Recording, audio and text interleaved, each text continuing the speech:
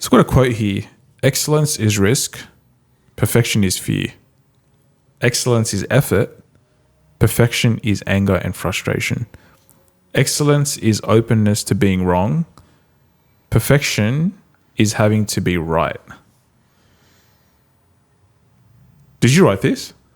No, I got it from somewhere. Okay, cool. That's an sure. incredible. That's an incredible quote. There's such a.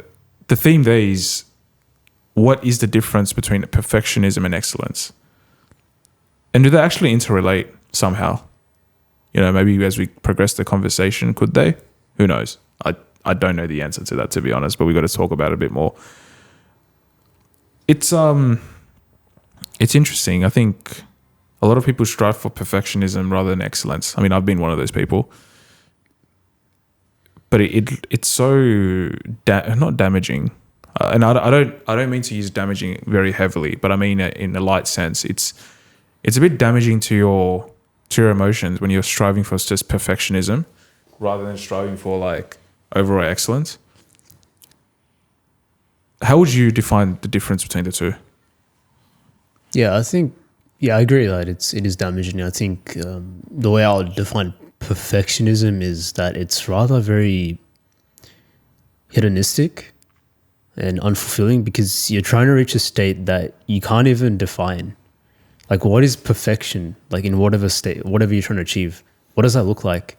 Because there's always a level higher.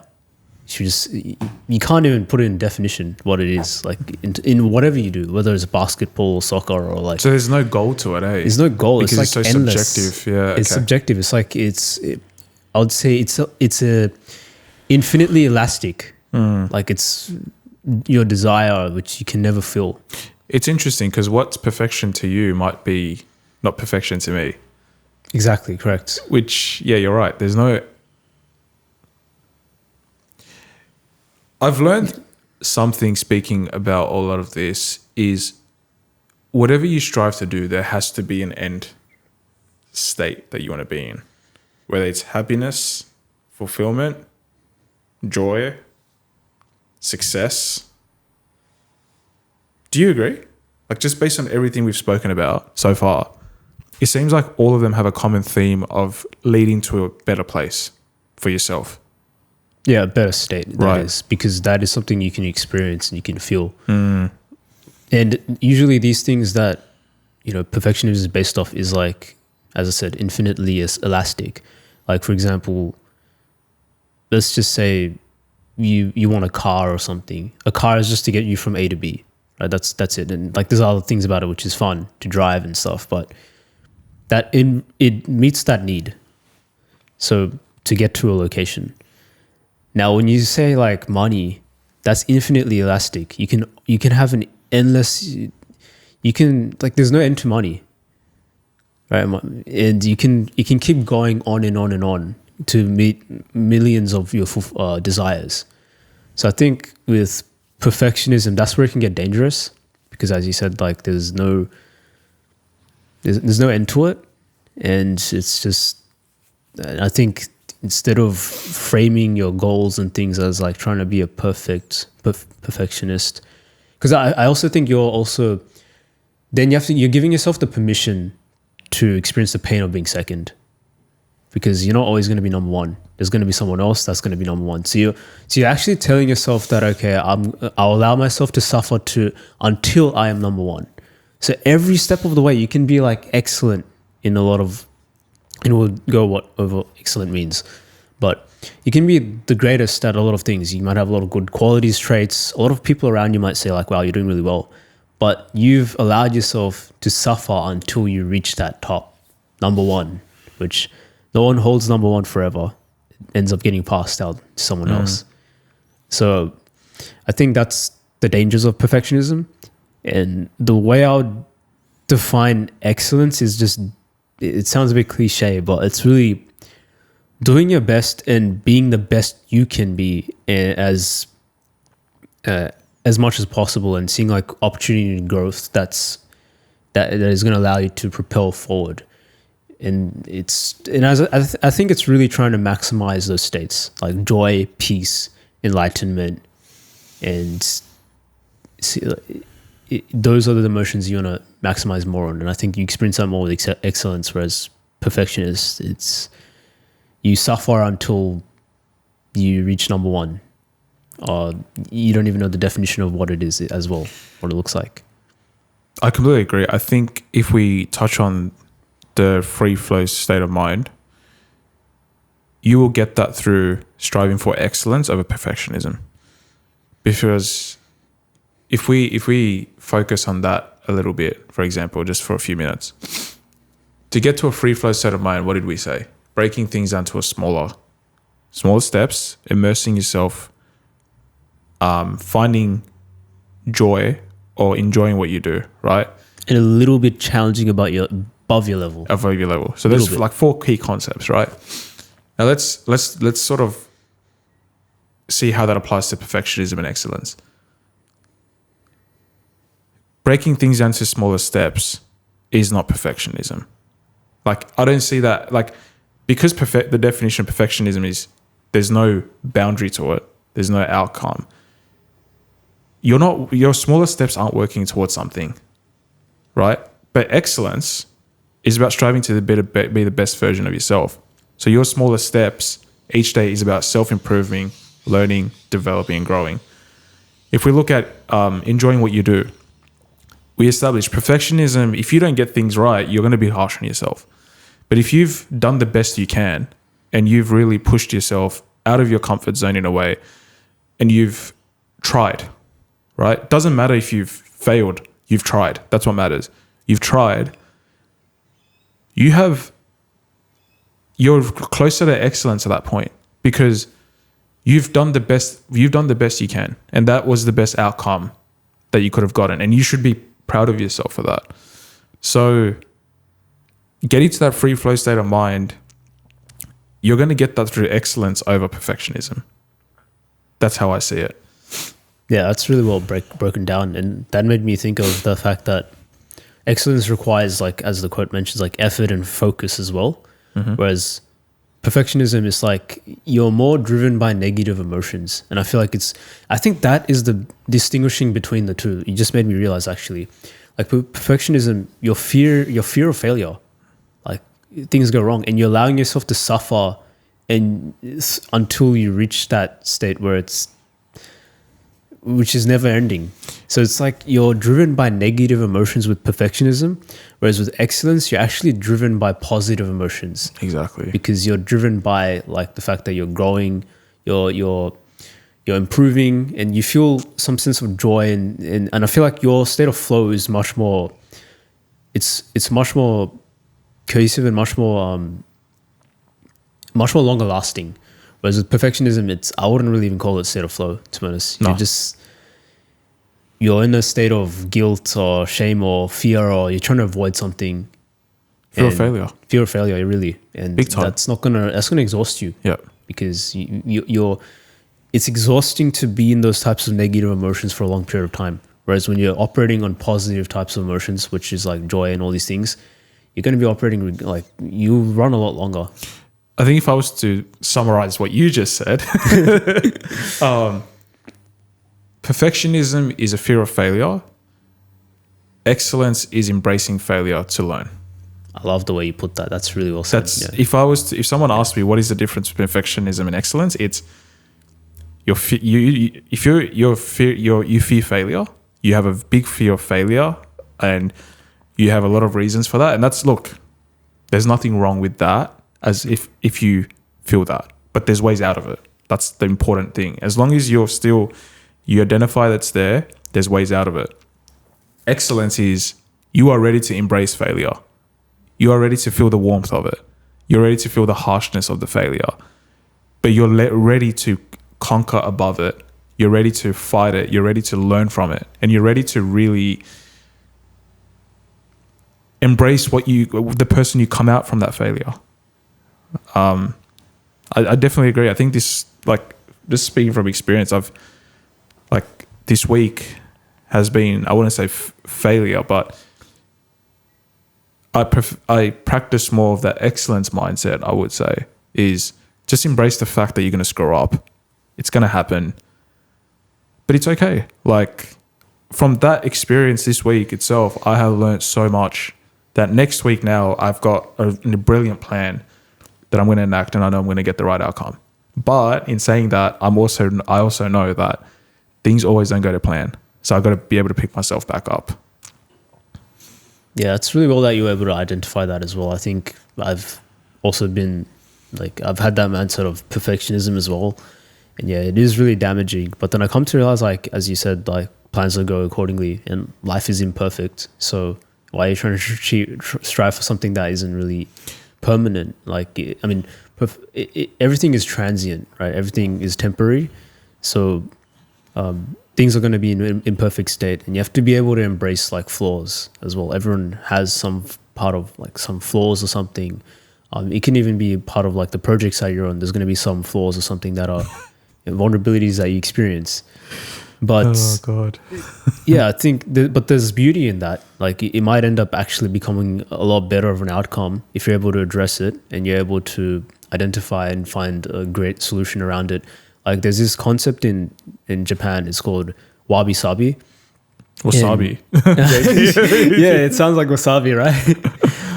But it's basically like the idea of finding beauty in imperfection. And they have this thing called kintsugi. I don't know if you've ever heard about it. But like, so what they do is like, you know, say like some plate broke. And like, say this plate has like a lot of sentimental value. It's been passed from like your grandma or something like that. Most people would be like, oh, it's finished. Like, it's lost its beauty. Let's just throw it in the bin. But what they do in Japan is like, they would basically, the kintsugi is basically golden joinery. So what they would do is like, they'll fill in the gaps of the broken plate with gold. And then when you look at it again after it's been refined and like they've filled in the gaps and everything, it actually looks a lot more beautiful than you would have thought. And you'd think like, oh, it's broken, it's finished. But then they're able to bring back something that was sentimental back to its restored value, or even looks even more beautiful now that it's got gold inside of it, to basically maintain the shape of the plate. So it's like, yeah, I was like, when I read that, I was like, wow, that's a very beautiful way of like being able to use this concept of wabi-sabi and just embrace imperfection in such a way that it actually ends up beautifying it even more than you thought. Yeah, it kind of tells you that a broken piece can be put together to become a more beautiful piece, which is, I think that's what life is fundamentally, right? Yeah, like, you're going to break so many times that, are you willing to put yourself back together? And it's like, you haven't lost value in that. It's still, the value is still there. It's just, it's just ways of being able to recover it in that sense. And it might actually end up leading to something much better than you would have imagined. Like, the value of that plate, it's sentimental. It's still not lost. As long as you're able to basically restore its shape, it's still a plate. So, but the value of the memories and stuff is still there with the plate. So you can think of that in like a lot of ways in life. Yeah, I agree. I just want to deviate a bit regarding perfectionism. I also think perfectionism, although it's a fear of failure, I think it's a form of ego and pride. And what I mean by that is, your mission is out there to prove to people that you're perfect and you can do it perfectly and that you can't fail at it, right? But in the process, you haven't identified the fact that nothing is guaranteed, and that although you can strive for that perfectionism and try to be absolutely perfect to the T, what have you fundamentally learned from that? You've just boosted your own ego, your own pride. And the moment when things go wrong, which they do, you have no clue how to pick yourself back up. And you don't know what failure is. And it's harsh, but the reality of life is that you're going to go through failure. Like, that is why we exist. It's one of the reasons why we exist, is to experience failure. Like, it sounds weird to say that, but if you find it, like, everyone has experienced failure at some level. It happens, right? So I think it comes from a thing to just trying to prove to people that no one's better than you and that I'm number one, like you said before. But it's that ego and pride that drives that perfectionism. Whereas if you're someone that, the opposite of that is like you're humble, you're ready to just say, look, I'm going to do my best. I'm going to break this down and I'm going to see where it takes me. There's so much more potential for you there.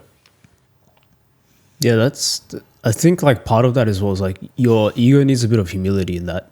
Like I just think back at, I still sometimes make ridiculous mistakes as well. And I just sometimes think like, look, I'm not here trying to be some perfect top shot. I never was. No So way. it's like I go in there with humility. I'm like, look, I'll ask them, I'll be the most ridiculous person in the room just so I can learn and absorb the most. Yep. Because it's not about like being some top shot or something. It's about like, how can I absorb the most and just make the most out of it, this experience or whatever I'm trying to absorb and like, or learn basically. And I ask like ridiculous questions sometimes, but it helps give me clarity, and then I can then move with more conviction and more like a much more richer mind than going in with anxiety and trying to waste my time in this state of perfectionism that I'm just trying to strive for. And I think like and I think the adaptation is very important, which you bring up with like, you know, goals and things don't go accordingly and you have to be able to embrace failure. Adaptiveness is like probably the most important, especially when you're trying to strive for excellence. Even when you think about like businesses, like the most profitable ones usually stemmed from like a problem that individuals had faced. Like it's all from mistakes or something that has occurred. Like even antivirus programs, they came from the paranoia of like trust. You know, how can you trust someone who's going to install some USB stick into your probably back then it was like floppy disks. So how can you trust someone with that? So the state of paranoia, and like this is another example of how negative emotions can lead to something powerful as well. And you know, so that fear of people,